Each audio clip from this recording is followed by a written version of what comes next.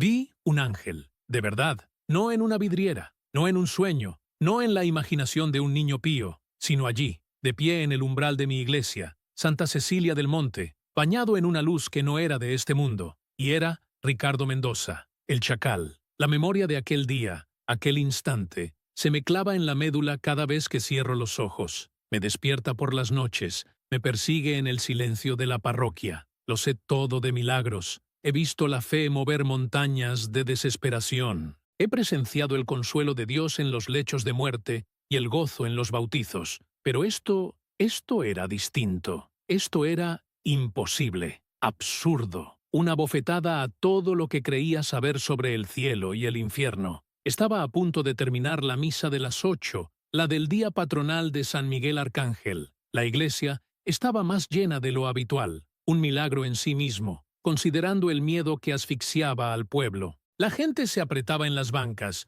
no por devoción fervorosa, sino por una mezcla de terror y una esperanza desesperada, frágil como el cristal. Había un presentimiento en el aire, una tensión que se podía palpar. Sabíamos que algo terrible estaba a punto de ocurrir. Doña Elvira Valdivia había jurado venganza, y el destino, o la providencia, había elegido ese mismo día para el desenlace. Justo cuando mis manos se alzaban para la consagración, el ruido afuera se intensificó. No eran los acostumbrados cantos o el murmullo de la plaza. Era un estruendo, voces alteradas, gritos lejanos que se acercaban, balas que, por la gracia de Dios, aún no sonaban. Un escalofrío me recorrió la espalda. Mi corazón se desbocó. Sabía lo que significaba. Los Valdivia. La guerra había llegado. Las puertas principales de roble, antiguas y pesadas, se abrieron de golpe, haciendo resonar un estruendo hueco por toda la nave. Un haz de luz cegadora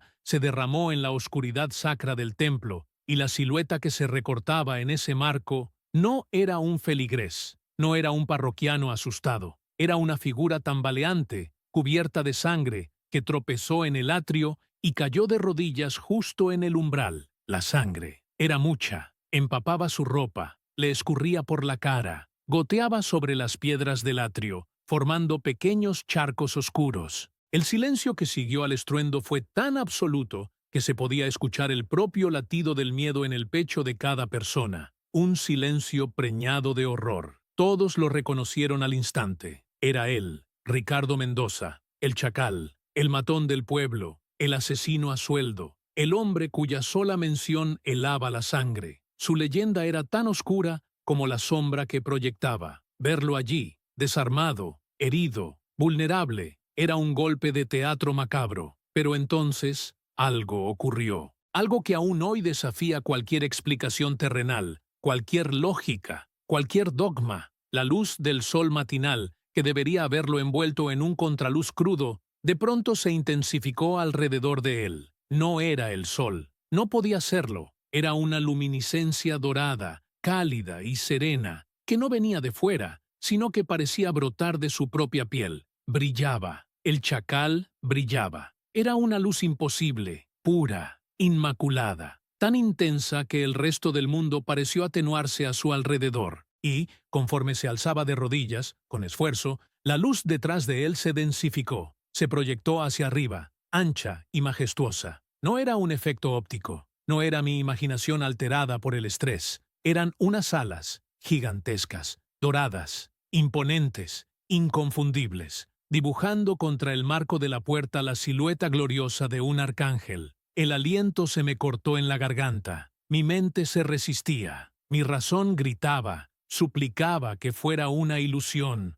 un engaño de la vista, un truco de la luz. Pero mis ojos lo veían, todos lo veían, la plaza entera, los hombres de Valdivia que ya se acercaban con armas en mano, las mujeres, los niños, todos quedaron petrificados. Las armas se aflojaron, las mandíbulas cayeron, el terror sagrado, el tremendum, envolvió a la plaza. Lo absurdo no era que el chacal estuviera cubierto de sangre. En nuestra Santa Cecilia, eso era casi lo esperado. Lo absurdo no era el miedo que paralizó a la plaza entera. Lo absurdo, lo imposible, era esa luz, esa luminiscencia dorada, serena y pura, que brotaba de un hombre manchado por tantos pecados. La silueta de un arcángel, el guerrero de Dios, envolviendo al más grande de los pecadores. El cielo se abría para proteger al demonio. ¿Cómo? ¿Por qué? En ese instante de paradoja deslumbrante, de una incongruencia que debería haber destruido mi fe,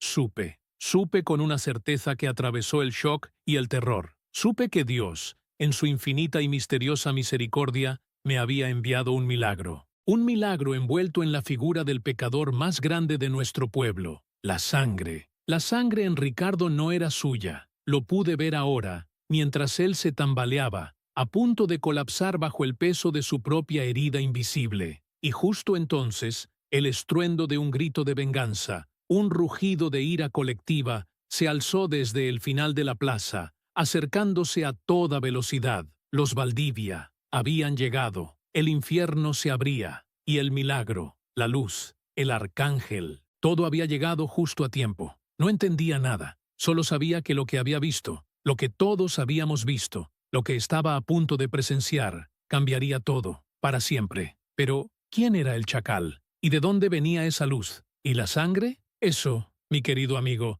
es una historia que no se cuenta en un solo aliento. Es una historia que empieza con la oscuridad, mucho antes de que la luz más pura se manifestara en el umbral de mi iglesia. Pero, ¿quién era el chacal? ¿Y de dónde venía esa luz? ¿Y la sangre? Eso, mi querido amigo, es una historia que no se cuenta en un solo aliento. Es una historia que empieza con la oscuridad, mucho antes de que la luz más pura se manifestara en el umbral de mi iglesia. Para comprender la imposibilidad de aquel día, para entender el milagro, uno debe primero entender la tierra donde germinó, el corazón de piedra de nuestro pueblo, Santa Cecilia del Monte. Ah, Santa Cecilia. Su nombre evoca santidad, música, canto celestial, pero la Santa Cecilia que yo conozco, la que me ha entregado sus almas durante décadas, llevaba en su vientre un silencio distinto. No era el silencio armonioso de un templo durante la oración de la tarde, ni la quietud pacífica de la naturaleza al amanecer. Era un silencio pesado, denso, cargado de memorias no dichas y de futuros no deseados. Un silencio forjado, ladrillo a ladrillo, por el miedo. Recuerdo los días de mi juventud, cuando llegué a este rincón del mundo, recién ordenado, lleno del fervor y la inocencia del neófito. Santa Cecilia era entonces un pueblo vibrante, con el bullicio de los mercados, la risa de los niños que correteaban por la plaza y el suave tintineo de las campanadas de la iglesia que llamaban a la misa. Pero con el tiempo, una sombra comenzó a crecer, lenta pero implacable, tejiendo una red de desconfianza que asfixió la alegría. Dos familias, los Mendoza y los Valdivia, como dos raíces antiguas y torcidas, habían desangrado al pueblo con su rivalidad. Una rivalidad que nadie recordaba su origen exacto. Solo sabían que siempre había sido así. Una herencia de odio que pasaba de padres a hijos. Un veneno en la sangre de cada generación. Los Mendoza, orgullosos y fieros, dueños de las tierras más fértiles de la Vega. Los Valdivia, astutos y numerosos, con el control de las rutas comerciales. Lo que empezó quizás como una disputa por linderos o una desavenencia en una boda, se transformó con los años en un abismo insalvable, un conflicto silencioso que estallaba de forma esporádica en actos de violencia que dejaban un reguero de sangre y un rastro de orfandad. Mi parroquia, Nuestra Señora de la Soledad, renombrada más tarde como Santa Cecilia del Monte, por un obispo con un peculiar sentido del humor, se había convertido en un refugio para los asustados, un hospital para los heridos en el alma. Mis homilías sobre el perdón, sobre la caridad cristiana, sobre el amor al prójimo, caían en oídos sordos. O, peor aún, caían en oídos que escuchaban, pero cuyos corazones estaban tan endurecidos por el dolor y la venganza que mis palabras eran solo viento. El ruido de los odios antiguos ahogaba cualquier atisbo de reconciliación. Y luego estaba Ricardo. Ah, Ricardo, el hombre que todos conocían como el Chacal. Lo vi nacer, bendije su cuna, lo tomé en mis brazos, esa pequeña criatura envuelta en pañales, para derramar las aguas bautismales sobre su frente. Recuerdo sus ojos de niño, grandes, oscuros y curiosos, con una chispa de bondad innegable, un alma pura, como todas al nacer, un lienzo en blanco esperando ser pintado por la gracia divina. Fui yo quien le dio su primera comunión, quien le explicó el misterio del cuerpo y la sangre de Cristo. Veía en él la promesa de un futuro distinto, un joven inteligente, fuerte, con una risa franca que resonaba por toda la sacristía. Pero el destino, o la elección, o quizás la maldición de su apellido, lo arrastró inexorablemente. Ricardo era un Mendoza, el primogénito, el heredero, y con ese privilegio venía una carga, el deber familiar de proteger a los suyos, de vengar las afrentas, de mantener el honor, y ese deber se medía en sangre. Vi cómo esa bondad en sus ojos, esa chispa de inocencia, se fue extinguiendo bajo el peso de cada acto de violencia que le exigían. Primero, un puñetazo en una riña de cantina, luego, una emboscada para defender a un primo, después, un ajuste de cuentas, un asesinato. La sangre de otros, derramada por sus manos, lo cubría, y con cada gota, su corazón se iba cerrando, se iba petrificando, hasta que el hombre que conocíamos como Ricardo Mendoza desapareció, y en su lugar surgió el chacal, el asesino a sueldo, el brazo armado que cumplía las órdenes de su clan, con una frialdad desoladora. Su sola sombra, dicen, helaba la sangre de la gente en la plaza. Yo, su párroco, nunca dejé de rezar por él, lo confieso. A veces mi fe vacilaba. Cuando la gente del pueblo venía a mí, con sus rostros surcados por el terror, a contarme las últimas atrocidades atribuidas al chacal, me sentía un tonto. «Padre, ¿sigue rezando por ese demonio?», me decían las comadres, con una mezcla de lástima y reproche en sus miradas. «Rezándole al diablo, padre, es una pérdida de tiempo. Mejor rece por las víctimas, por los que se quedaron sin padre, sin esposo, sin hijo». Y tenían razón, claro que sí. Yo rezaba por todos, por los vivos y por los muertos, por los verdugos y por las víctimas, pero no podía, no quería renunciar a la esperanza de que en lo más profundo de Ricardo, en ese rincón olvidado de su alma, aún quedara una chispa de la bondad que yo había visto de niño. ¿Cómo un sacerdote puede renunciar a la salvación de uno de sus hijos, por muy perdido que esté? Es como si un pastor abandonara a la oveja más enferma, la que más necesita su cuidado. Por eso, mi parroquia era más que un edificio. Era el último bastión en un pueblo que se desmoronaba. Era un refugio, no solo de la lluvia o del sol, sino del miedo y del odio. Cada mañana, al abrir las pesadas puertas de madera, sentía el peso de esa responsabilidad. Miraba las bancas vacías, o casi vacías, y me preguntaba qué más podía hacer. Mis palabras de perdón, mis exhortaciones a la paz, mis recordatorios de la misericordia divina, resonaban en el eco de las naves y se perdían. Parecían inútiles. La gente evitaba hablar de los Valdivia y los Mendoza abiertamente. Los nombres se susurraban. Las ventanas se cerraban antes del anochecer. Los niños jugaban más cerca de sus casas. El silencio que envolvía a Santa Cecilia no era el de una noche estrellada en el campo. Era el silencio de la espera, el de la tregua tensa, el de la olla a presión a punto de estallar. Cada sombra en un callejón, cada ruido lejano de un motor,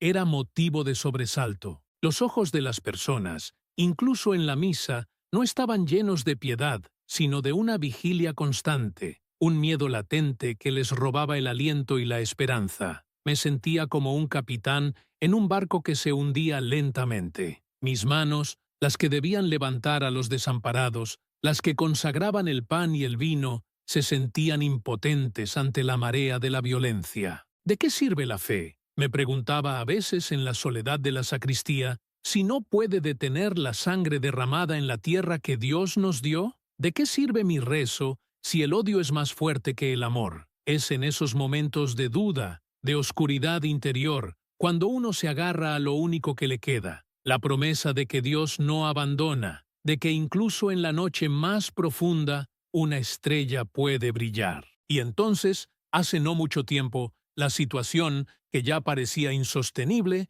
alcanzó un punto de no retorno. Un incidente, que, como una gota de sangre final, hizo rebosar el vaso del sufrimiento de Santa Cecilia. Este pueblo necesitaba un milagro. Lo necesitaba con la misma urgencia con la que un moribundo necesita aire. Y yo, su viejo párroco, solo podía rezar, sin saber si mis plegarias llegarían a oídos celestiales o se disiparían en el aire ya viciado por el miedo. Este pueblo necesitaba un milagro. Lo necesitaba con la misma urgencia con la que un moribundo necesita aire. Y yo, su viejo párroco, solo podía rezar, sin saber si mis plegarias llegarían a oídos celestiales o se disiparían en el aire ya viciado por el miedo. Pero el vaso, hermanos míos, estaba a punto de desbordarse. El sufrimiento en Santa Cecilia del Monte, que ya parecía un mar sin fin, pronto vería su última y más amarga gota de sangre. Y con ella, la certeza de que el abismo nos tragaría a todos si el cielo no intervenía. Una semana antes de aquel día, de la luz imposible en el umbral de mi iglesia, la tensión que asfixiaba a Santa Cecilia alcanzó un punto insostenible. El aire mismo parecía vibrar con una electricidad oscura, una promesa de tormenta inminente que no se disiparía hasta que la tierra se saciara de más dolor. Mis homilías se sentían vanas, mis consejos una niebla que los vientos del odio barrían sin piedad. La gente caminaba por las calles con los ojos bajos, susurrando, cada mirada cargada de recelo, cada silencio una bomba de tiempo. Las puertas de las casas se cerraban más temprano, los niños jugaban menos en la plaza, la vida en el pueblo se encogía, se retraía, esperando el golpe inevitable. Yo lo sentía en mis huesos, en cada fibra de mi ser. Mis noches en el confesionario eran más largas, llenas de lamentos por robos de gallinas, por rencores de tierras que, aunque menores, resonaban con la misma discordia profunda que carcomía a las familias Mendoza y Valdivia. Esos pequeños pecados se sentían como premoniciones, como ecos del gran pecado que se gestaba. Me dolía ver cómo la gente, antes de acercarse al perdón, se aferraba a la amargura, a la idea de que la vida era una balanza donde solo la venganza podía restaurar el equilibrio. Y yo, solo yo, sabía que el equilibrio divino no se mide con sangre, sino con misericordia. Pero, ¿cómo explicarlo a un corazón endurecido por generaciones de agravios? Fue el martes, si mal no recuerdo, una mañana de un sol inclemente, prometiendo uno de esos días en los que el calor sube de la tierra y parece cocer el aire. Pero a pesar del sol, había un escalofrío que se me metía hasta el alma. Había terminado mi misa matutina, con una asistencia más escasa de lo habitual, pues muchos se refugiaban en sus hogares, como animales que intuyen la cercanía de un depredador, y me disponía a desayunar un café con pan de dulce, un pequeño rito que me permitía saborear la efímera paz de esas horas tempranas. Pero mi paz, como la del pueblo entero, estaba destinada a ser efímera. De pronto, un grito, un lamento desgarrador que cortó el aire de la plaza, más punzante que un cuchillo. No era un grito de dolor por una herida cualquiera, sino uno de esos alaridos que nacen de las entrañas, de la pérdida incomprensible, de un alma rota. Me puse de pie tan rápido que la silla crujió bajo mi peso. Salí al atrio, y allí, entre las bugambilias que adornan el muro de la iglesia, vi la causa de tal desgarro. Un grupo de mujeres, con sus rebozos cubriéndoles el rostro, señalaban en dirección al río. La señora Clara, una de las ancianas que asiste a diario a misa, corría hacia mí, con el paso vacilante, el rostro pálido y los ojos desorbitados. ¡Padre! ¡Padre! ¡Mateo! ¡Es Mateo Valdivia! ¡Lo han encontrado! ¡Padre! Sus palabras, entrecortadas por el jadeo y el llanto, me golpearon como pedradas. Mateo, el hijo menor de la familia Valdivia, 17 años apenas. Recuerdo su bautismo, su primera comunión. Era un muchacho delgado, con unas manos largas y dedos finos, que, en lugar de empuñar un arma como se esperaba de un Valdivia, acariciaban las cuerdas de una vieja guitarra. Soñaba con la música, con melodías que sacaran a Santa Cecilia de su letargo, no con balazos. A veces venía a la sacristía después de misa, con los ojos llenos de una melancolía temprana, a hablarme de los sonidos que escuchaba en su cabeza, de las canciones que quería escribir para su madre, doña Elvira. En un pueblo donde la palabra arte se había perdido bajo el peso de vendetta, él era una flor frágil, un ruiseñor en medio de un nido de serpientes. Su sueño era tan puro, tan ajeno a la violencia que lo rodeaba, que yo a veces pensaba que Dios lo había puesto allí como un recordatorio de que la belleza podía nacer incluso en la tierra más árida. Y ahora esa flor estaba marchita. Corrí hacia el río, el corazón latiéndome como un tambor de guerra en el pecho. La gente del pueblo, atraída por los gritos, ya se congregaba a la orilla. El rumor, como un murmullo de serpientes, ya se extendía, llenando el aire pesado de la mañana. Allí estaba, en el recodo donde el río hace una pequeña curva, entre las piedras pulidas por el agua y la tierra húmeda, yacía el cuerpo de Mateo. La camiseta blanca que solía vestir, ahora empapada de un rojo oscuro y denso. Sus manos finas, las manos del músico, estaban frías, inertes, una sobre el pecho y la otra extendida sobre la arena, como si en su último aliento hubiese querido alcanzar algo. Sus ojos, los mismos ojos melancólicos que tantas veces me habían hablado de música, ahora estaban fijos en el cielo, vacíos, sin vida. La escena era de una quietud brutal. Los moscos revoloteaban. El río seguía su curso, indiferente al drama humano que se desplegaba en su orilla. Y en ese silencio roto solo por el murmullo del agua, se fraguó la verdad que nadie cuestionaría. No hubo testigos, como bien se sabe en Santa Cecilia del Monte. No se necesitaban. Las pruebas no eran necesarias cuando el odio había sembrado la certeza. Un susurro se alzó primero, luego otro, y después una voz se atrevió a pronunciarlo en voz alta, una voz cargada de pavor y de una rabia helada. Fue él, el chacal. Y con esas dos palabras, el nombre de Ricardo Mendoza, la maquinaria de la venganza, se puso en marcha. Se encendió la chispa que todos sabían que prendería el infierno. La gente se miraba entre sí. Unos bajaban la vista, otros apretaban los puños. Las mujeres se persignaban, sus labios moviéndose en oraciones mudas que, más que pedir piedad, parecían invocarla para sí mismas ante lo que sabían que vendría. Yo me acerqué al cuerpo de Mateo, me arrodillé junto a él, la piel fría, la sangre coagulada. Recé en voz baja, una plegaria por su alma, por el perdón de sus pecados, por la paz que nunca encontró en vida. Pero también recé por nosotros, por el pueblo que se preparaba para devorarse a sí mismo. Sabía que Ricardo, el chacal, cargaría con la culpa, independientemente de la verdad. Su reputación lo había condenado mucho antes de este día. La gente ya lo había juzgado. Y en Santa Cecilia, cuando la gente ha juzgado, la sentencia se cumple en la tierra, antes que en el cielo. Lo más doloroso era ver cómo la certeza se asentaba en cada rostro. No había espacio para la duda, para la pregunta, para el quizás.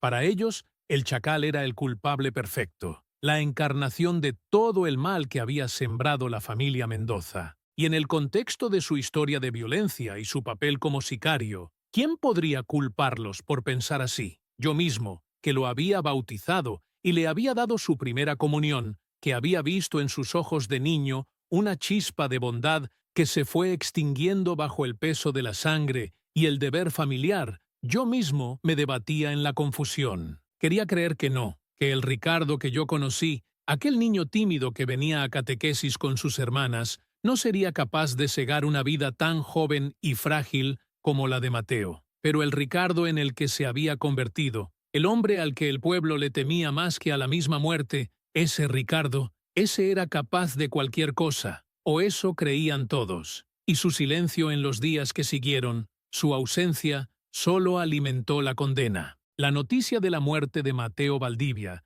llegó a oídos de doña Elvira, su madre, como un trueno en un cielo despejado. Doña Elvira era una mujer de fe férrea, de esas que se forjan en el campo, bajo el sol y la lluvia. Llevaba años liderando las oraciones del rosario en su barrio, sus manos ásperas de trabajo, sus ojos claros, siempre buscando la imagen de la Virgen de Guadalupe en cada recoveco de su hogar. Su fe había sido su ancla en medio de la tormenta de los Valdivia y los Mendoza, la fuerza que la mantenía en pie a pesar de las pérdidas y el resentimiento. Pero ese día, la ancla se soltó. La fe que la había sostenido se rompió en 1000 pedazos con el lamento que salió de su garganta. Fui a su casa tan pronto como pude, antes del anochecer. La encontré sentada en el suelo de su pequeña sala, meciéndose, con el cuerpo de Mateo cubierto por una sábana blanca en la cama contigua. Sus familiares la rodeaban, algunos llorando en silencio, otros con miradas llenas de furia contenida. Pero ella no lloraba con lágrimas. Su dolor era seco, árido, un desierto de agonía que consumía su alma. Cuando levantó la vista y me vio, sus ojos, antes llenos de la luz de la devoción, estaban ahora apagados, hundidos en un vacío profundo y aterrador. «Padre Miguel», me dijo con una voz áspera que apenas reconocí, «rezamos tanto, rezamos por la paz, por la justicia». ¿De qué sirvió? Su pregunta no era una súplica, sino una acusación velada, dirigida no a mí, sino al mismo cielo. Yo no supe qué responderle. ¿Qué se le dice a una madre a la que la fe le ha fallado en el momento más oscuro? Al día siguiente, bajo el mismo sol inclemente, Mateo fue enterrado en el pequeño panteón del pueblo. El cortejo fúnebre fue largo y silencioso. Los hombres Valdivia caminaban con sus rostros pétreos, sus miradas fijas en el horizonte, y yo sabía que no buscaban consuelo, sino la oportunidad. Las mujeres sollozaban en voz baja, pero entre sus lágrimas se palpaba también una rabia creciente. Cuando el féretro de Mateo fue bajado a la tierra y el sonido de la primera palada de tierra golpeó la madera, doña Elvira se acercó al borde de la fosa. Su rostro, surcado por la agonía, se endureció con una resolución fría y terrible. Se arrodilló, tomó un puñado de la tierra recién removida entre sus manos temblorosas y lo levantó hacia el cielo, como si ofreciera un sacrificio. Sus ojos, que habían derramado todas las lágrimas posibles, miraron al sol con una intensidad que heló la sangre de todos los presentes. Su voz, aunque quebrada por la desesperación, resonó con una claridad escalofriante por todo el cementerio, silenciando incluso los sollozos. «Juro por el alma de mi hijo, Mateo Valdivia, por la sangre que empapa esta tierra y por la santa fe que me ha sido arrebatada», comenzó, su voz adquiriendo una fuerza profética, «que la sangre de Ricardo Mendoza lavará esta misma tierra antes de que termine la semana. La tierra lo pidió, y la tierra lo tendrá. Que San Miguel Arcángel, que nos mire desde el cielo, sea testigo de mi juramento. La vida de mi hijo no será en vano. Su muerte no quedará sin respuesta». Un escalofrío recorrió la columna vertebral de cada persona allí presente. Las mujeres se santiguaron con manos temblorosas. Los hombres, Valdivia, asintieron con la cabeza, sus ojos oscuros confirmando la terrible alianza con la sed de venganza de la matriarca. Doña Elvira, la mujer de fe, se había transformado en un instrumento de la furia. Su juramento no era un arrebato de dolor, sino una promesa solemne, una sentencia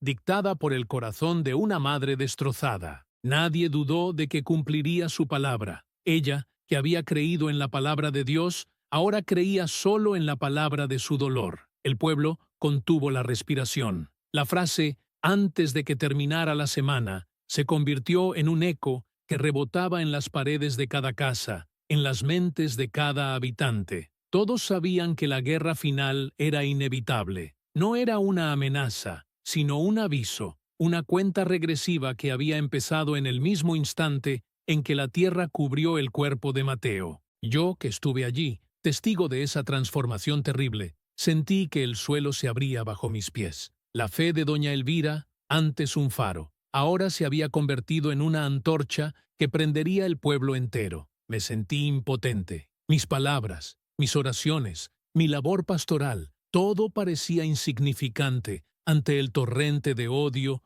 y dolor que se había desatado. ¿Cómo detener una guerra que había sido jurada sobre una tumba, invocando incluso al arcángel? Regresé a la iglesia, con el alma apesadumbrada, el rostro de Mateo, el juramento de doña Elvira, el silencio cómplice del pueblo. Todo se mezclaba en un torbellino de angustia. La pequeña Santa Cecilia del Monte, mi parroquia, mi gente, estaba al borde del abismo. Ya no eran solo los Mendoza y los Valdivia, era el pueblo entero, dividido, esperando el choque final. Me arrodillé ante el sagrario, sintiendo el peso de cada alma, de cada pecado, de cada lamento. Señor, susurré, la voz apenas un hilo, si no intervienes tú, nadie podrá detenerlo. Si no nos envías un milagro, este pueblo se ahogará en su propia sangre. ¿De qué sirve mi rezo si el odio es más fuerte que el amor? ¿De qué sirve la fe si la desesperación la devora? Te lo imploro, Dios mío, por las almas de tus hijos,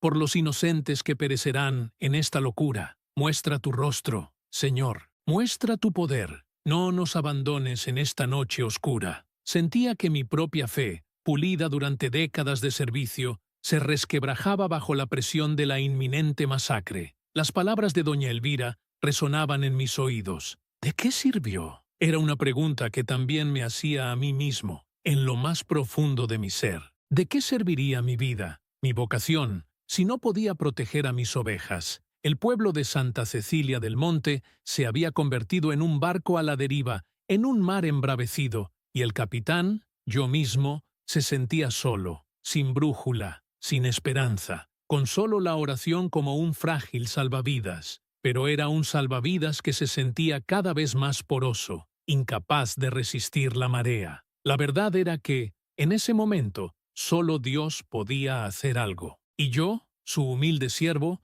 solo podía implorarle que no desviara la mirada. La cuenta regresiva había comenzado. Me negué. No, simplemente me negué a aceptar la derrota que el pueblo ya daba por sentada. La muerte de Mateo Valdivia, brutal y sin sentido, había sido la gota que derramó el vaso, el último clavo en el ataúd de la paz que tanto había intentado sembrar. Mientras el dolor y la sed de venganza se extendían como una plaga silenciosa por los campos de Santa Cecilia del Monte, yo sentía en lo más hondo de mi ser que no podíamos permitir que la oscuridad nos engullera del todo. ¿De qué sirvió? Resonaba la pregunta de doña Elvira en mi mente, una pregunta que me perforaba el alma. ¿De qué serviría mi vida, mi vocación, si no podía proteger a mis ovejas? Pero una voz aún más antigua, la de mi fe, me susurraba que aún había una oportunidad, una última batalla que librar no con acero, sino con la oración. Así que, el domingo siguiente, con el corazón apretado pero la voz firme, subí al púlpito.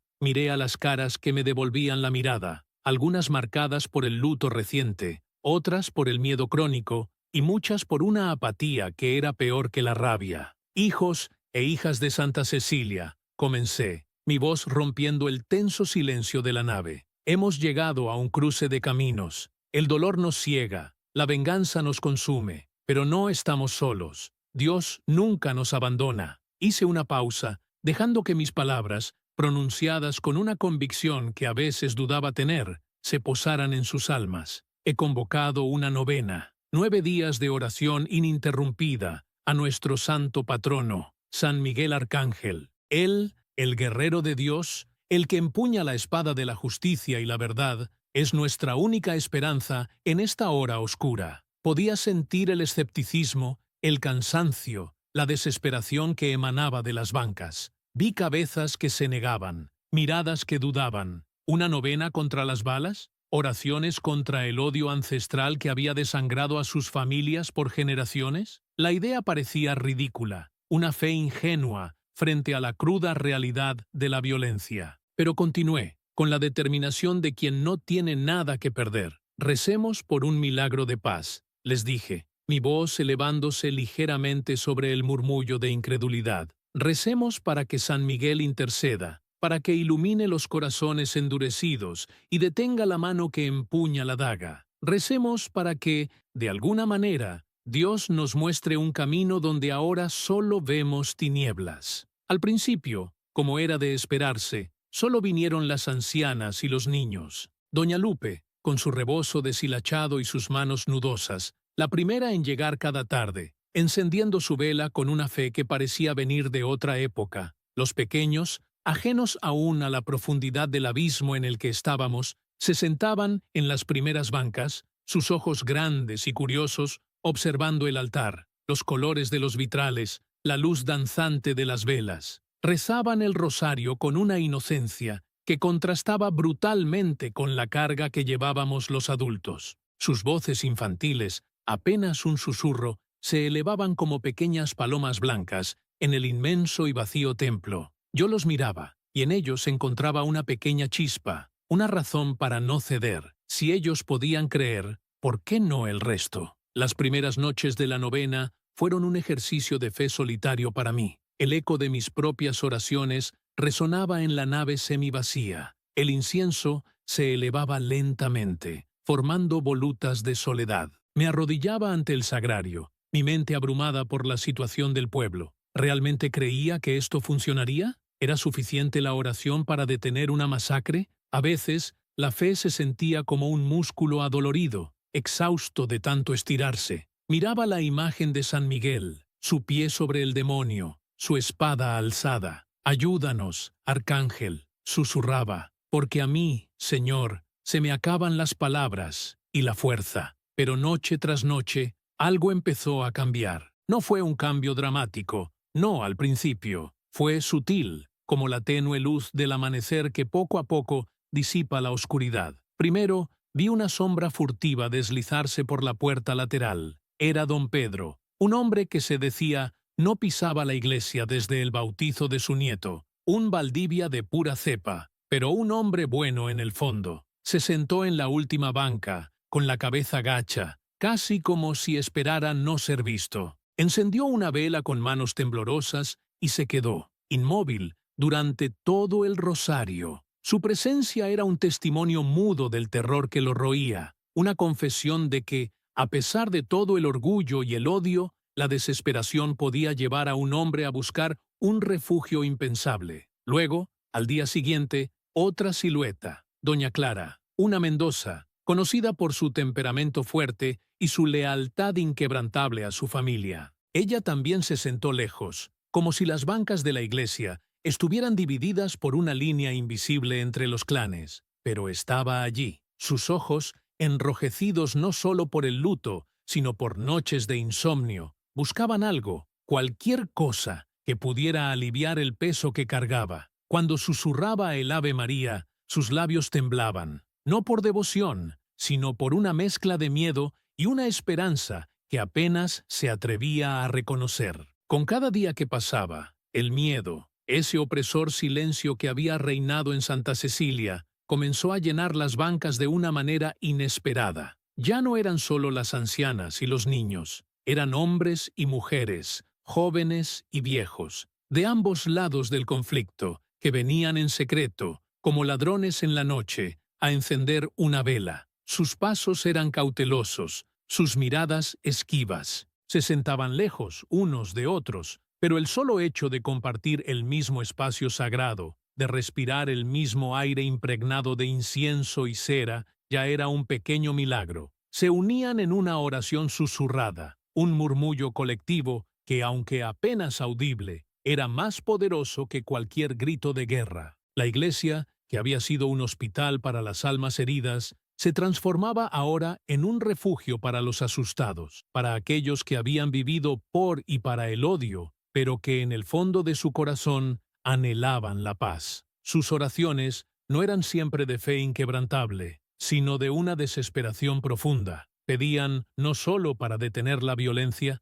sino para entender. ¿Por qué Dios permitía tanto sufrimiento? ¿Por qué, si Él era amor, el odio parecía tener la última palabra? Eran preguntas que yo mismo me hacía en mis noches de vigilia, en la soledad de mi confesionario, y ahora, en el púlpito, intentaba responderlas, no con dogmas, sino con el consuelo de la fe. Dios no causa el sufrimiento, hijos míos, les decía en mis homilías, mi voz suave, como el bálsamo sobre una herida abierta. El sufrimiento nace del pecado del hombre, de su libre albedrío mal utilizado, pero Dios sí nos acompaña en el sufrimiento, nos da la fuerza para soportarlo, la sabiduría para aprender de él y la gracia para superarlo. Miraba sus rostros, algunos incrédulos, otros asintiendo lentamente, como si mis palabras despertaran una semilla latente en ellos. La novena a San Miguel no es solo para pedirle que detenga una guerra, es para pedirle que nos ayude a ver la verdad,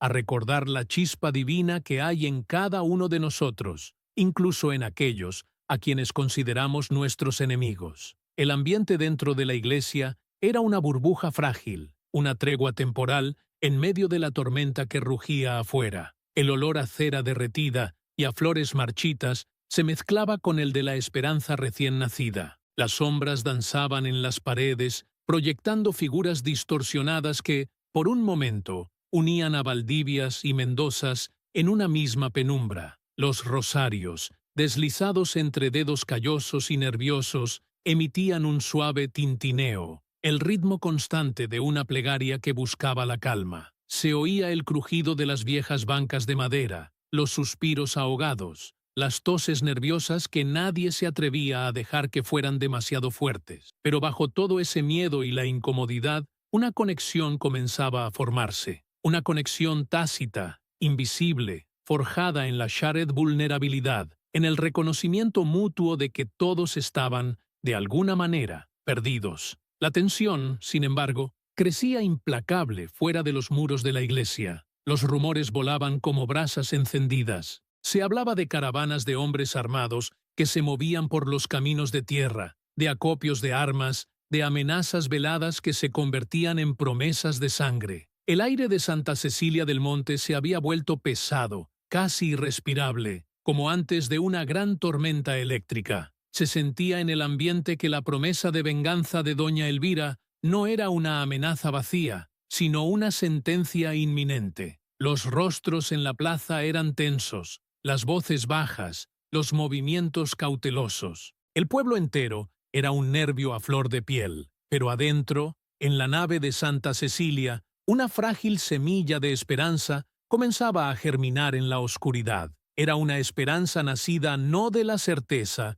sino de la pura y simple desesperación. Era la última brizna de fe a la que se aferraban estas almas atormentadas. Vi a una mujer Mendoza ofrecerle su rosario a una Valdivia que había olvidado el suyo. Las manos se encontraron, reacias al principio, luego con una necesidad que trascendía los apellidos. Vi a hombres que antes se habrían matado con la mirada, intercambiar un asentimiento apenas perceptible, un reconocimiento de su humanidad compartida bajo el manto protector de la iglesia. Eran pequeños gestos, casi invisibles, pero para mí eran las primeras gotas de rocío que anunciaban el fin de la sequía. Mis propias oraciones se habían transformado. Ya no eran solo súplicas, sino también meditaciones sobre la resiliencia del espíritu humano, sobre la capacidad de Dios para obrar maravillas incluso en los corazones más endurecidos. Mis homilías se volvieron más íntimas,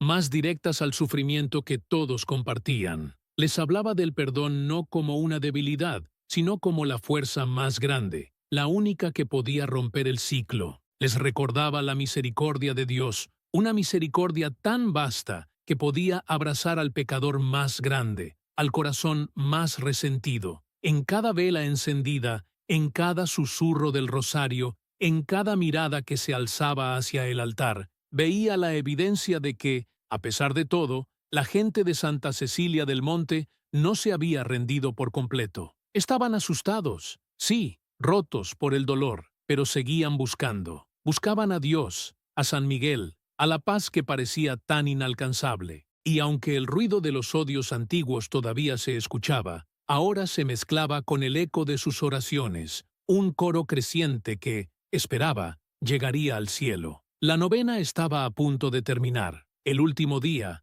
el día de la fiesta patronal de San Miguel, coincidía con la fecha que doña Elvira había elegido para su venganza. El tiempo se acababa, pero en mi iglesia, en el corazón de esas almas que se habían atrevido a buscar la luz en la oscuridad, algo se había movido. Algo frágil, apenas un brote tierno, pero vivo. Y yo, su viejo párroco, sentía en lo más hondo de mi ser que, aunque el milagro que tanto anhelábamos parecía una quimera, esta semilla de esperanza era, en sí misma, una señal de que Dios no nos había abandonado. Solo quedaba un día, y lo que ese día traería, ni en mis sueños más febriles habría podido imaginar. El último día de la novena de San Miguel Arcángel amaneció no con el rocío prometedor de la esperanza, sino con un presagio tan denso que se podía cortar con un cuchillo. No era el frío habitual de la montaña, sino una helada que calaba los huesos, una sensación que trascendía lo meramente climático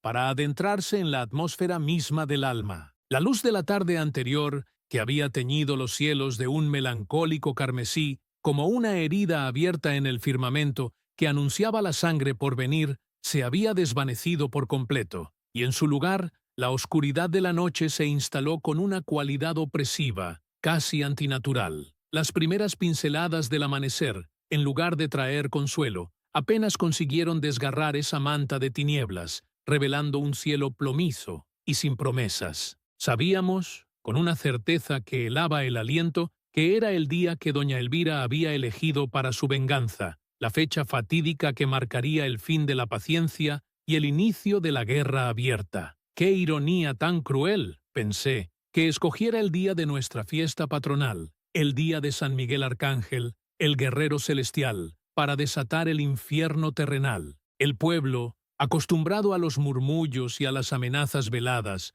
a la tensión constante que era el aire que respirábamos, ahora contenía el aliento de manera casi literal, un silencio colectivo y aterrador, esperando el estallido inevitable. La parálisis era palpable. Cada rincón de Santa Cecilia del Monte, incluso las hojas de los árboles que apenas se movían con el escaso viento, parecía aguardar inmóvil, anticipando la tragedia. Para mí, sin embargo, la víspera de esa guerra fue la noche más larga de mi vida, un purgatorio personal de fe y desesperación, donde cada hora parecía un siglo y cada sombra una amenaza. Mis ojos, acostumbrados a vigilar, no lograron conciliar el sueño, ni siquiera el fugaz descanso que la fatiga exigía. Cuando la última de las pocas almas valientes que se habían atrevido a unirse a nosotros para el cierre de la novena, se despidió, viejas con sus rebozos cubriendo rostros marcados por la vida, niños aferrados a sus madres con miedo en los ojos, la parroquia de Santa Cecilia del Monte quedó sumida en un silencio abrumador. No era el silencio reconfortante de la paz, ni el eco sagrado que solía llenar esas naves durante la misa, un bálsamo para el alma. Era un silencio cargado, espeso, un silencio que vibraba con la ausencia de la esperanza y la inminencia de la tragedia, un vacío que parecía absorber toda luz y todo sonido. Podía sentir el frío de las viejas piedras de la iglesia que se colaba por cada rendija, el aire estático y pesado sobre mi piel. La única compañía que me quedaba era el leve, casi imperceptible, crepitar de las velas del sagrario, que proyectaban sombras danzantes sobre los muros centenarios, y el incesante golpeteo de mi propio corazón, que parecía retumbar en el vacío de la iglesia como un tambor de guerra, marcando el pulso inexorable de un destino inminente. Me arrodillé ante el sagrario, mi santuario más íntimo, el lugar donde, durante décadas, había depositado todas mis cargas y encontrado todas mis respuestas, donde mis palabras más hondas se encontraban con la presencia. Pero esa noche, el pequeño tabernáculo dorado parecía guardar un silencio pétreo, inescrutable, su habitual luz cálida ahora una burla a la oscuridad que me rodeaba. Mis rodillas, acostumbradas a la dureza del reclinatorio de madera, que se había amoldado a la forma de mis plegarias a lo largo de los años, se quejaron con un dolor agudo, pero era un dolor físico que apenas registraba mi mente. Tan ocupada estaba, en el tormento de mi alma, en el eco de mis dudas. Las horas se arrastraban con una lentitud exasperante, cada minuto una eternidad, cada tic-tac del reloj en la sacristía, una gota de plomo que caía sobre mi conciencia, martillando el miedo y la impotencia. El aire de la iglesia, usualmente fresco y con el dulce aroma del incienso y las flores marchitas de las últimas ofrendas, ahora se sentía pesado, como si el miedo colectivo del pueblo se hubiera condensado entre sus muros, ahogando cualquier vestigio de oxígeno y fe. A través de los gruesos muros de piedra, que siempre habían ofrecido un refugio seguro, ahora podía escuchar los ruidos que llegaban del exterior, distantes al principio, luego más cercanos, más definidos, filtrándose como presagios oscuros. El rugido apagado de motores que se movían por los caminos de tierra, el chirrido de metal contra metal, el traqueteo de armas que se preparaban, y a veces un grito ahogado por la distancia, o quizás un aullido del viento que imitaba la desesperación humana. Pero mi imaginación, alimentada por el terror que nos envolvía, no necesitaba claridad para pintar imágenes vívidas y atroces de lo que ocurría allá afuera. Hombres armados, siluetas amenazantes bajo la pálida luz de una luna que apenas se mostraba, preparándose para la matanza, el pulso febril de la venganza latiendo en las sombras de la noche, en los corazones ya endurecidos por tanto odio. Recordé otras noches similares, en otros años, cuando el mismo sonido de las camionetas y el olor a pólvora presagiaban nuevas tumbas en el pequeño cementerio de Santa Cecilia. Un olor acre y familiar se filtró por las rendijas de las puertas de madera vieja, el inconfundible tufo a pólvora que, lamentablemente, impregnaba Santa Cecilia con demasiada frecuencia en tiempos de conflicto. Se mezclaba, de manera perversamente poética, con el aroma a tierra húmeda por la llovizna de la tarde y a la tenue, casi imperceptible, fragancia de los jazmines del atrio, que florecían ajenos al drama humano, creando una sinfonía de contradicciones que me recordaba la fragilidad de la vida y la persistencia de la muerte en nuestro valle, un valle bendecido por su belleza, pero maldecido por la sangre. Sentía el peso de cada alma de mi parroquia, cada hombre, mujer y niño, como una losa sobre mi espíritu. Podía ver sus rostros, recordar sus confesiones, sus esperanzas, sus desesperaciones. Los nombres de los Mendoza y los Valdivia se grababan en mi mente como una letanía de sufrimiento, cada uno un hijo de Dios, cada uno atrapado en una espiral de odio que parecía no tener fin, una cadena de venganza tan antigua como las montañas que nos rodeaban. «Dios mío», susurré, la voz rasposa, casi un gemido, más una exhalación de dolor que una palabra. «¿Dónde estás? ¿Por qué nos has abandonado? ¿No ves que tu rebaño se desangra?» La pregunta, que había rondado mi mente durante semanas, oculta tras una fe que se negaba a ceder, finalmente escapó de mis labios, cruda y sin adornos, una herida abierta en el silencio de la iglesia. Durante décadas, mi fe había sido una roca inquebrantable, pulida por innumerables pruebas y reforzada por la certeza inalienable de la misericordia divina. Había visto tragedias, sí, pero siempre había encontrado consuelo en la promesa de la resurrección, en el poder del perdón que redime todas las faltas. Pero esa noche, esa fe que me había sostenido a través de tormentas personales y comunitarias, se estaba resquebrajando, pedazo a pedazo, como una estatua de barro bajo una lluvia torrencial, bajo la presión de la inminente masacre. Sentía como si estuviera parado en el borde de un abismo, con el viento de la desesperación azotando mi rostro, amenazando con arrastrarme a la nada. Le supliqué a Dios, le reclamé con el atrevimiento de un hijo desesperado, le rogué con la intensidad de un moribundo que se aferra al último hilo de vida. Le recordé la novena, las velas encendidas con manos temblorosas, las oraciones susurradas por niños y ancianas, por hombres rudos que habían bajado sus armas, al menos por unos instantes, para unirse a un coro de súplicas por la paz. «¿De qué sirve, Señor?», exclamé, mi voz subiendo un poco, apenas audible en el vasto silencio, resonando con la frustración de un pastor que ve a sus ovejas dirigiéndose al matadero. ¿De qué sirve predicar el amor y el perdón si la respuesta es siempre la sangre, si el odio se impone una y otra vez? ¿De qué sirve creer en tu poder si permites que la maldad consuma a tus hijos, a tu pueblo, a este pequeño rincón que una vez te alabó? Tú eres el Padre, tú eres el Arcángel San Miguel, el guerrero de Dios, el que lucha contra las fuerzas del mal. Intercede, haz algo. No nos dejes caer en este infierno que los hombres han creado con sus propias manos y sus corazones endurecidos. Mis palabras se perdieron en la bóveda oscura, sin respuesta, sin consuelo. La soledad se me antojó una losa fría sobre mi pecho, aplastando mi esperanza. ¿Sería que Dios había apartado su mirada de Santa Cecilia, juzgando que éramos irredimibles, que nuestro pecado era demasiado grande para su clemencia? ¿Era la escala de nuestro pecado tan inmensa que incluso la intercesión de su más grande guerrero, nuestro patrono San Miguel, ¿sería en vano? La imagen del joven Mateo Valdivia, su rostro pálido y sereno en la muerte, contrastaba dolorosamente con la figura de Ricardo, el chacal, un hombre a quien había visto crecer, a quien había bautizado con agua bendita en esta misma pila, y cuyos pecados ahora parecían tan hondos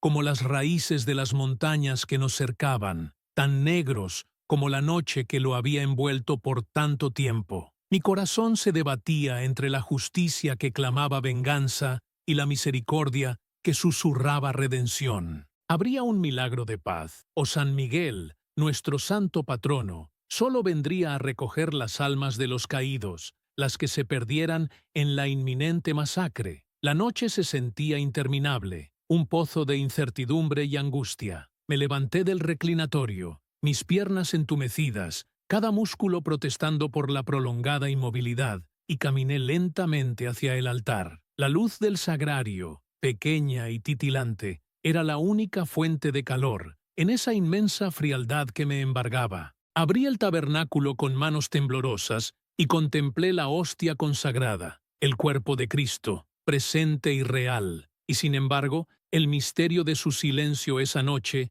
era incomprensible para mi mente mortal, para mi corazón atribulado. La Eucaristía, que siempre me había infundido fuerza y esperanza, que era el ancla de mi existencia sacerdotal, ahora parecía una promesa lejana, un eco en un desierto de dudas. Tú, que caminaste entre nosotros, que lloraste por la muerte de tu amigo Lázaro, experimentando el dolor humano, ¿no lloras por Santa Cecilia, por sus hijos que se matan unos a otros? Musité, las lágrimas brotando sin control, surcando el camino por mis mejillas arrugadas, húmedas y frías. Tú, que perdonaste a la adúltera, que comiste con los pecadores, que tendiste tu mano a los parias, ¿no puedes mirar a Ricardo con misericordia, ver más allá de su apariencia, de sus actos? ¿No puedes ablandar el corazón de doña Elvira, desgarrado por el dolor, transformando su sed de venganza en algo más puro, más divino?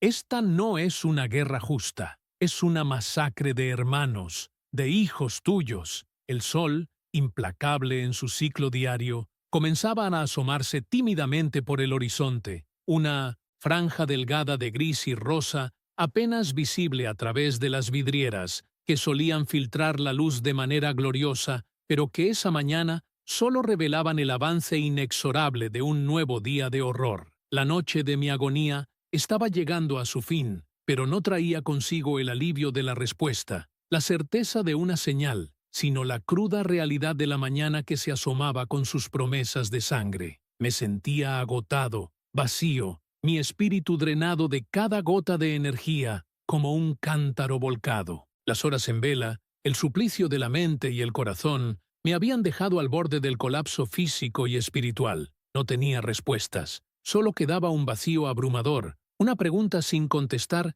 que resonaba en cada rincón de mi ser, una oración sin amén. Con un suspiro que pareció venir desde lo más profundo de mi alma, un aliento que arrastraba el peso de la desesperación, me preparé para oficiar la que temía sería una misa de requiem para mi pueblo, un funeral antes de la muerte. Mis manos temblaban mientras me ponía la estola y la casulla, símbolos de un ministerio que esa mañana parecía más una carga insoportable que una vocación divina, un peso que apenas podía soportar. Caminé hacia la sacristía, mis pasos pesados, con la cabeza gacha, esperando lo peor, convencido de que la intervención divina no llegaría. Afuera, la plaza comenzaba a llenarse, pero no con los fieles que venían a celebrar la fiesta patronal de San Miguel, con sus cantos y sus flores, sino con el rumor de la guerra, el tintineo de las armas y el eco lejano de gritos que se acercaban,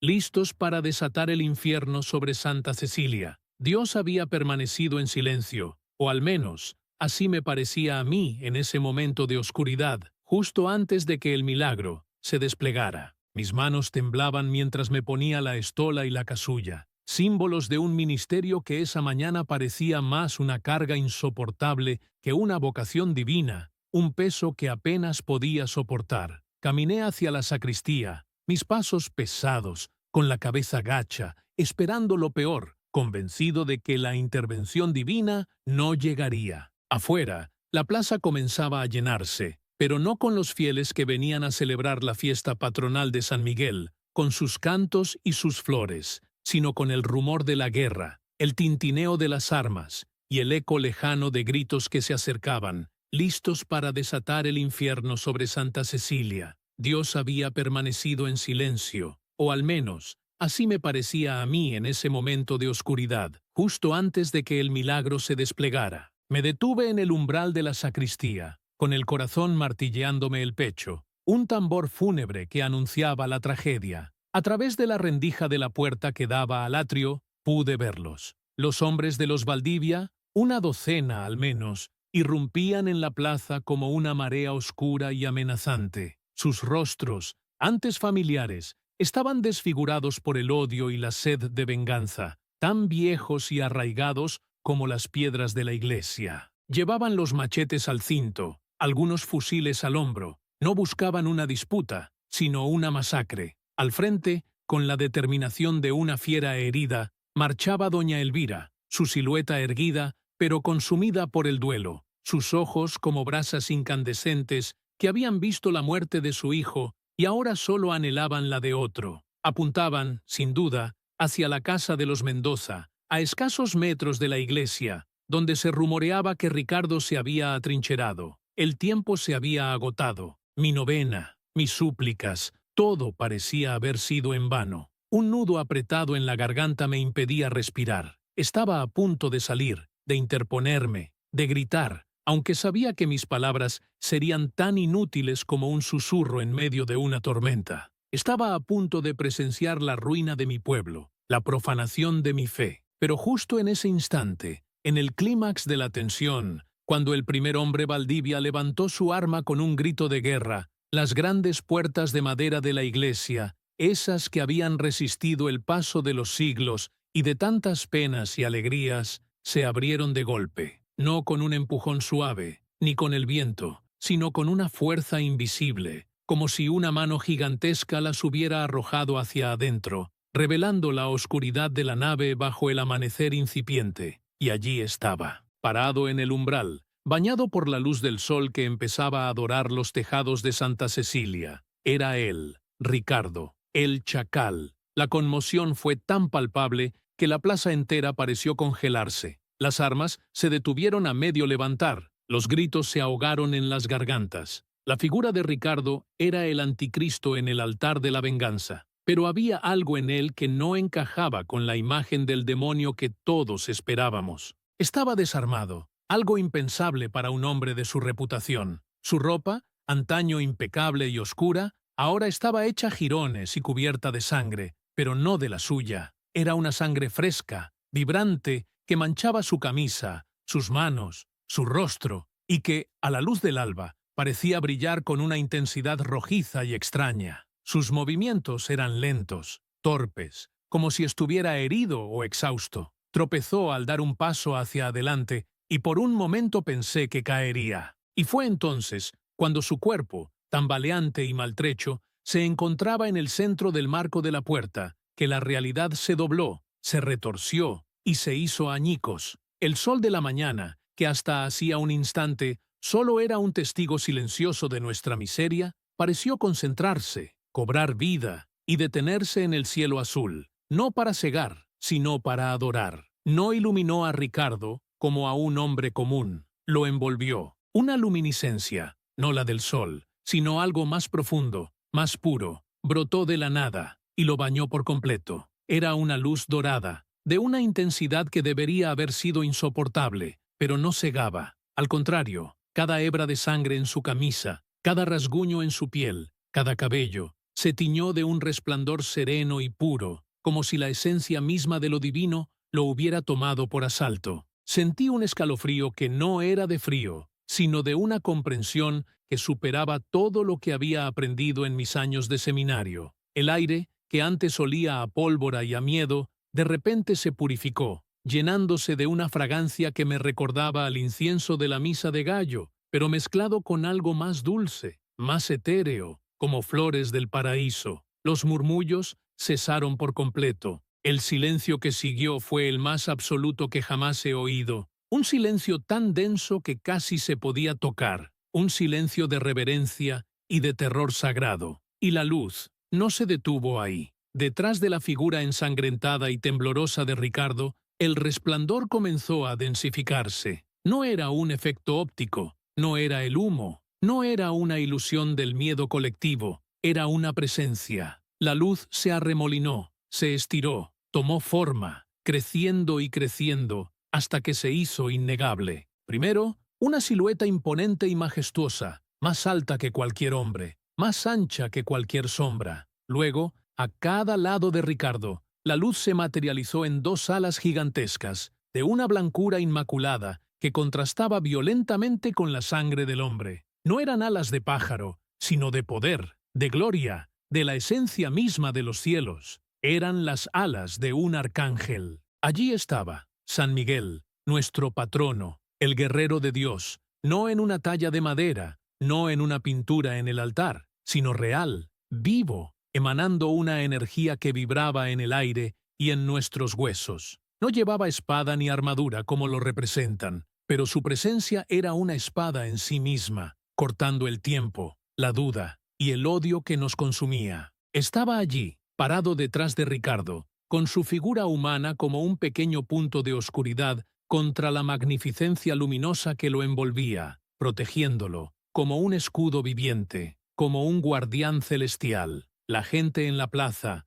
los Valdivia y los pocos Mendoza que se habían atrevido a asomarse, todos, sin excepción, cayeron de rodillas. No por orden mía, sino por una fuerza invisible que les doblegó el espíritu. Los fusiles y machetes que antes amenazaban con derramar más sangre, ahora se aflojaron en las manos temblorosas y cayeron al suelo con un tintineo que nadie oyó. Eran objetos insignificantes ante la manifestación de lo divino. Doña Elvira, la mujer de hierro, la que había prometido venganza con cada fibra de su ser, fue la primera en desplomarse. Su rostro, antes duro y contraído por el dolor, ahora estaba bañado en lágrimas, no de rabia, sino de un asombro que la desbordaba. Lloraba como una niña, sus manos cubriendo su boca, en un intento fallido de contener un gemido ahogado de incredulidad y maravilla. Yo mismo, el viejo párroco que creía haberlo visto todo en el misterio de la fe, sentí mis rodillas ceder. Me apoyé en el marco de la sacristía, mis ojos fijos en la visión, mis propios rezos, mis súplicas desesperadas de la noche anterior habían sido escuchadas de una manera que jamás pude haber imaginado. Dios no había permanecido en silencio, había gritado. Había enviado a su más grande guerrero a pararse en el umbral de mi humilde iglesia para proteger no a un santo, sino al peor de los pecadores, al chacal, y con él para proteger la verdad. Todos lo vimos. No hubo dos versiones, no hubo dudas. Desde el niño más pequeño hasta la anciana más sabia, cada alma en esa plaza vio lo mismo. Un ángel guardián, de luz pura y alas inmensas, alzándose majestuosamente detrás de un hombre cubierto de sangre, el hombre que habíamos condenado, el hombre por quien la guerra estaba a punto de estallar. La lógica se desvaneció, la razón se hizo polvo, solo quedó el asombro. Un milagro, claro, rotundo, aterrador y glorioso,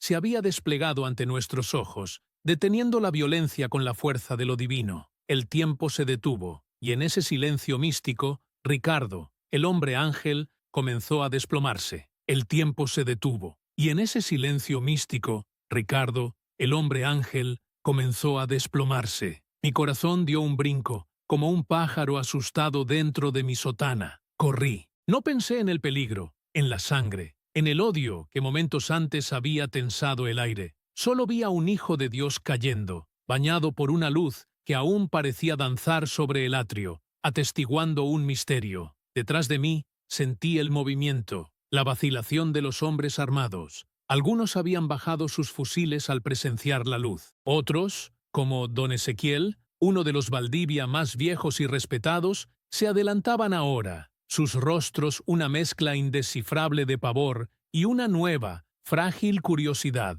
Doña Elvira, rota en llanto desde que la visión había capturado la plaza, seguía de rodillas, con las manos temblorosas cubriendo su boca, sus ojos fijos en la figura de Ricardo, o quizá en la luz que se desvanecía lentamente, como un eco divino. Me arrodillé junto a Ricardo, cuya figura masiva se había encogido. Su piel estaba pálida bajo las manchas de sangre seca, y su respiración era un jadeo superficial. No había una herida visible que explicara su colapso, pero la fatiga, el peso de lo que había soportado, y me atrevo a decir, el impacto de la gracia divina, lo habían derribado. Acerqué mi oído a sus labios, que se movían con dificultad. Él, el chacal, el de la mirada impenetrable, ahora me miraba con una vulnerabilidad que nunca le había visto, ni siquiera de niño. «Padre», susurró, y su voz era apenas un murmullo de hojas secas, casi inaudible sobre el latido de mi propio corazón.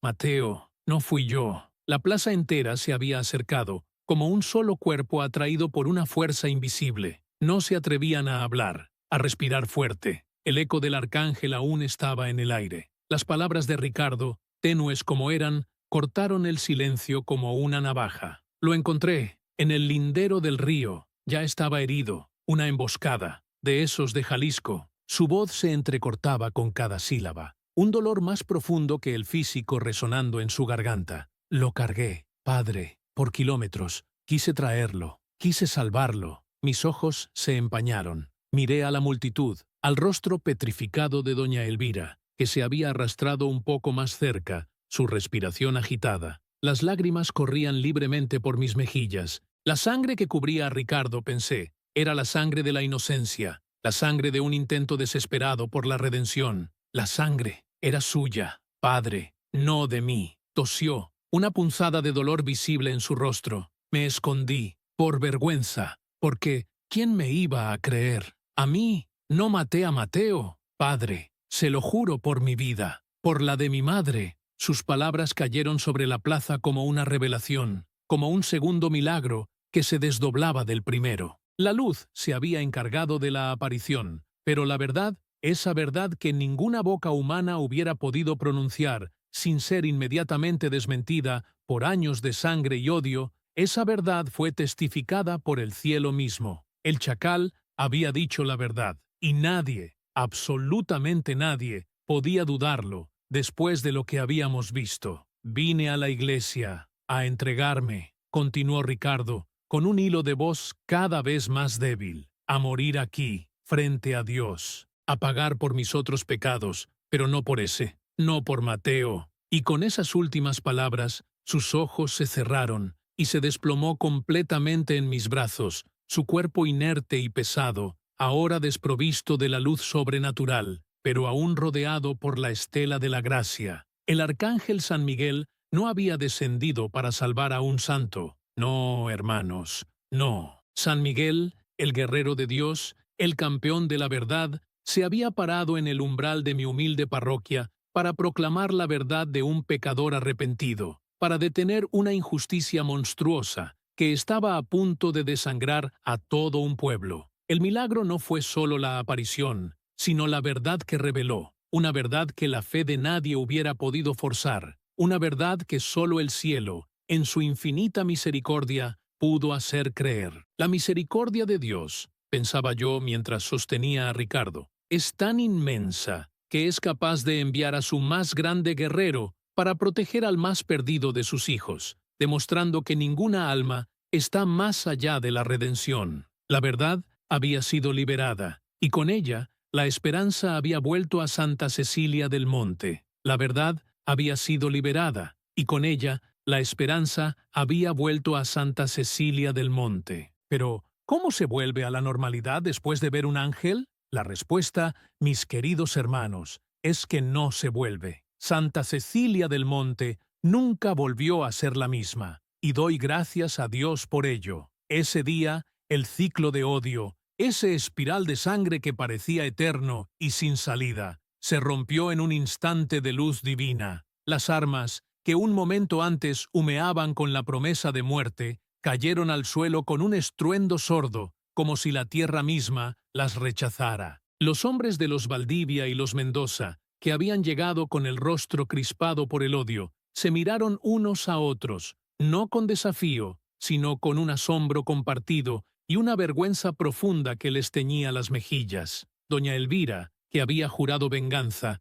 permaneció arrodillada. Sus lágrimas, ahora no de dolor, sino de una contrición incomprensible. Fue como si el aliento de Dios hubiera barrido el rencor de sus corazones, dejando un vacío que sólo la compasión podía llenar. Desde aquel umbral, donde el cielo tocó la tierra, depusieron las armas para siempre, no por miedo a la ley, sino por el respeto sagrado de un milagro presenciado. Ricardo, el chacal, sobrevivió. Su recuperación física fue lenta, pero nada comparada con la curación de su alma. Lo visitaba cada día en el pequeño hospital improvisado. Rezábamos juntos. Sus ojos, que una vez habían reflejado la dureza del mundo, ahora sostenían una luz suave, casi vulnerable. No era la luz de un ángel, sino la de un hombre que había visto la misericordia de Dios de cerca. Cuando estuvo lo suficientemente fuerte, no huyó ni se escondió. Con una humildad que le era desconocida,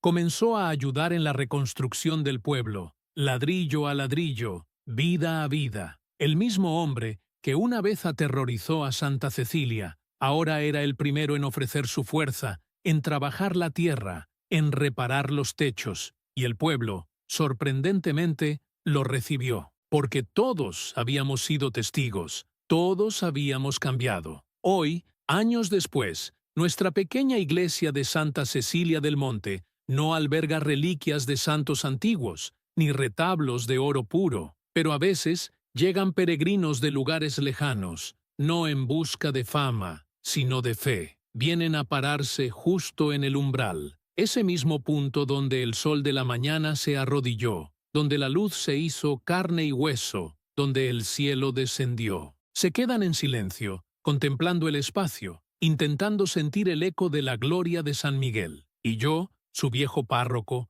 los recibo con un corazón henchido de gratitud. Les cuento la historia una y otra vez, y les digo que los milagros, mis hermanos, no siempre son susurros suaves, delicados, que apenas percibimos en la brisa. A veces, para que los escuchemos, para que atraviesen la dureza de nuestros corazones, Dios necesita gritar con una luz cegadora. Nos recuerda que su misericordia es tan inmensa, tan vasta, que es capaz de enviar a su más grande guerrero, al arcángel Miguel mismo, para proteger al más perdido de sus hijos. Nos enseña que ninguna alma, por muy manchada que parezca, está jamás más allá de la redención. La gracia de Dios es un río que siempre busca la grieta más profunda para inundarla de amor. Y en Santa Cecilia, esa grieta se abrió, y el amor brotó, imparable.